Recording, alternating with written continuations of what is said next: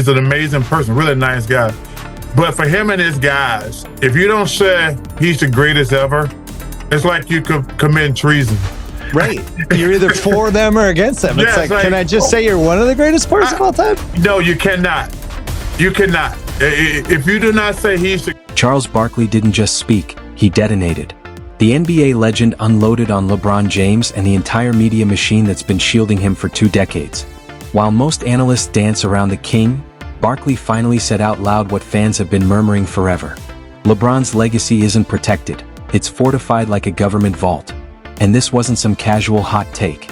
This was a Hall of Famer taking direct aim at the system that built LeBron's untouchable image.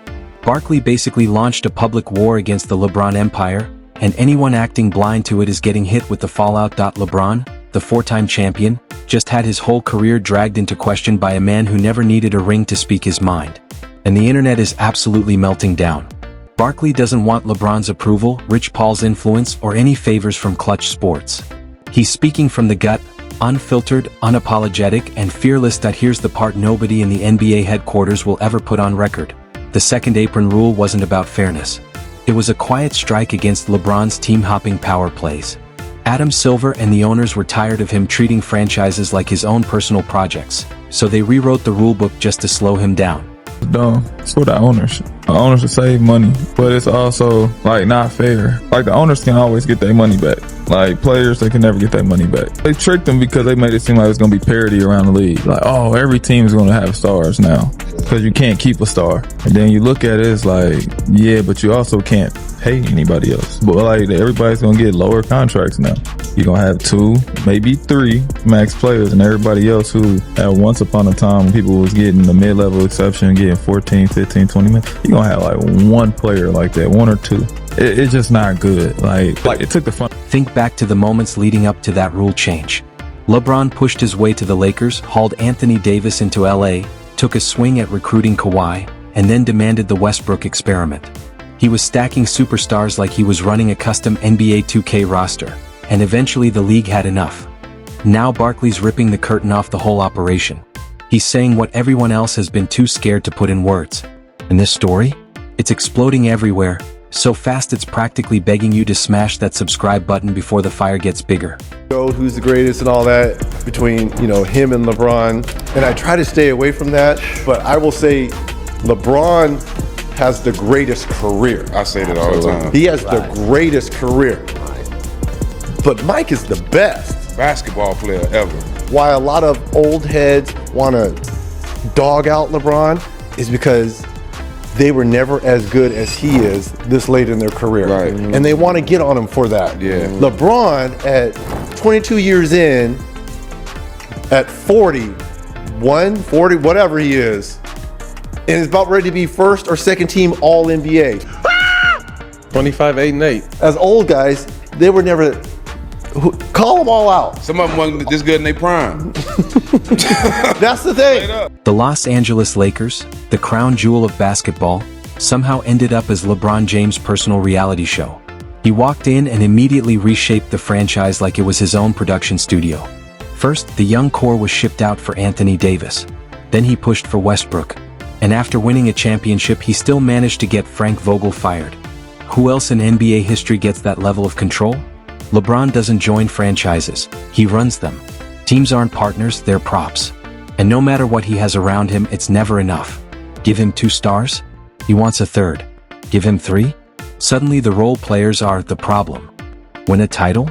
Time to blow up the roster and start over. At this point, it's not team building, it's psychological warfare. And here's where the whole story twists even darker. In the public, they never saw Michael Jordan play. Right. They never, most of them never saw Kobe play. They definitely didn't see Kareem or Bill Russell play. But for some reason, this generation, you're being blasphemous saying... There's a silent rule running the NBA media world. You must call LeBron the GOAT or your career is finished. And no, that's not exaggeration. Say Michael Jordan was better and watch how fast the media swarm comes after you. Nick Wright will dedicate an entire episode to shredding your credibility. Shannon Sharpe will scream about it like you insulted his family. And stepping on the Clutch Sports empire? Don't even try it. They'll make sure your access dries up overnight. Look at what happened when JJ Redick barely hinted that Kobe might be greater. His inbox turned into a war zone. Or when Barkley suggested the Warriors would have beaten the Heat, LeBron himself supposedly took it as a personal attack. This isn't a debate anymore, it's intimidation in broad daylight. The narrative is scripted like we're living in basketball North Korea. You're required to pretend LeBron never had help, never had stacked teams, never had superstar treatment, because the moment you tell the truth you get blacklisted. And the wildest part? Fans keep eating it up. Just ask Westbrook. You're expected to call LeBron the most complete player ever, or brace yourself for the backlash. LeBron James, come into the studio. You ain't got nothing to do. The playoffs started yesterday. You got free time. I know you got to pick a coach and a general manager. He's picking it? Oh, I know you got to pick a. Just put that on the back burner.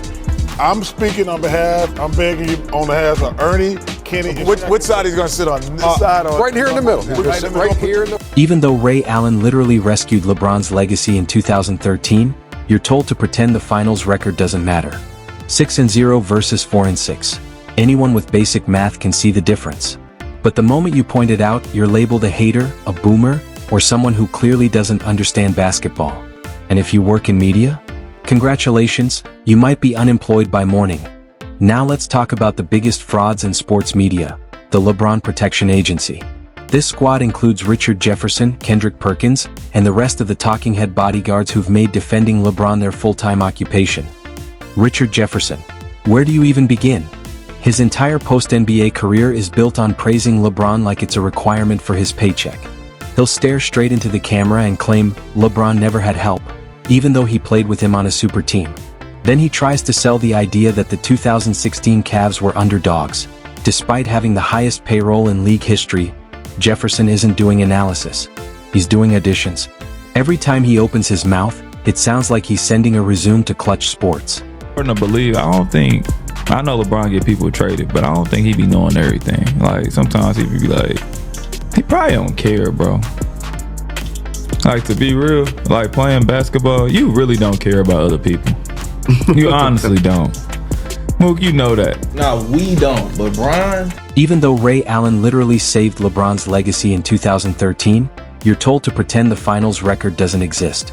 6-0 versus 4-6. It's simple math. But the moment you mention it, you're suddenly a hater, a boomer, or, if you work in media, someone who better start updating their resume. Now let's talk about the biggest pretenders in all of sports media, the LeBron Protection Agency. This crew, Richard Jefferson, Kendrick Perkins, and every other talking head loyalist, has turned defending LeBron into an actual profession. And Richard Jefferson? Man, the script writes itself. His entire post-NBA relevance exists because he praises LeBron like it's a job requirement.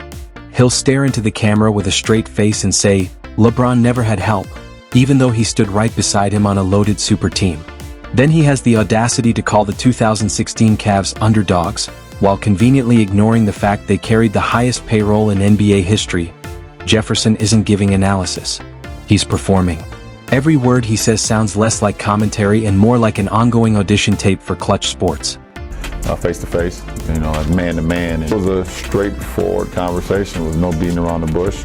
He basically said, no matter what decision you make, we wanted to clear the ways. We wanted to clear the air, and to where we see each other in public, or we see each other wherever. If I'm competing against you, we can always shake each other's hands and look at the fun times that we had in Cleveland while we were together, instead of focus on the one night that kind of, everyone kind of focused. Paul Pierce was giving you 19 a night. Ray Allen was drilling threes at 16.5 per game. And Rondo? He was in his prime, an all-star floor general running the entire offense like a maestro. But somehow, analysts act like this team was mid. Meanwhile, the same people clown the 1999 Rockets as if they were a super team. Hakeem was 36. Barkley was 35 and injured. Pippen was coming off back surgery. That's not a super team, that's a retirement tour. The 2010 Celtics were still a legitimate threat, but the narratives these analysts push are insane. At this point, the hypocrisy is completely off the rails. And it's about time fans stop falling for it. I remember being in South Beach. I was at Red Steakhouse, and then I think Dwayne was down at the Prime or somewhere else. And I'll never forget when he said, I'm taking my talents to South Beach. You could hear the whole place, the city was like, all of a sudden everybody's out in the streets yelling and screaming. I went out in the street, I never forget. So you didn't know until then? I knew. Oh, okay. Man, there was no way that he could go up there and say, I'm going to go to like New York or go to Chicago. He could have, but I had a good feeling that he was going to. These media puppets rewrite history like it's a casual hobby. They'll tell you the 2007 Spurs were past their prime, even though that same core won another title 7 years later. They'll claim the 2011 Mavericks got lucky, conveniently skipping the part where LeBron put up 8 points in an NBA Finals game. They'll say the 2015 Warriors were too inexperienced, despite winning 67 games and steamrolling the league, and the biggest comedy act of all? Pretending the 2020 bubble ring counts the same as a real championship. Please. That was glorified scrimmage basketball in an empty gym. No travel, no fans, no pressure. Now here's the part that's about to break the internet. My explosive theory: was the second apron rule created to finally shut down LeBron's empire? Absolutely. Just look at the pattern. When he built the Heat super team, the league said nothing. When he returned to Cleveland and stacked another loaded roster, silence again. Play that I ever saw. It's the block because that's game 7. He's played every minute. It's the last possible game. It's the last possible minute. And he does an athletic feat of sprinting back. Split second late, that's a goaltending. This dude led the series in points, rebounds, blocks, assists, steal, in every category. And at the last minute, where he should be gassed, when I look at plays of any human being that have ever been done. When he landed in LA and started sculpting another superstar project, the league still stayed silent. But then, out of nowhere in 2023, boom, the second apron rule appears like a lightning strike.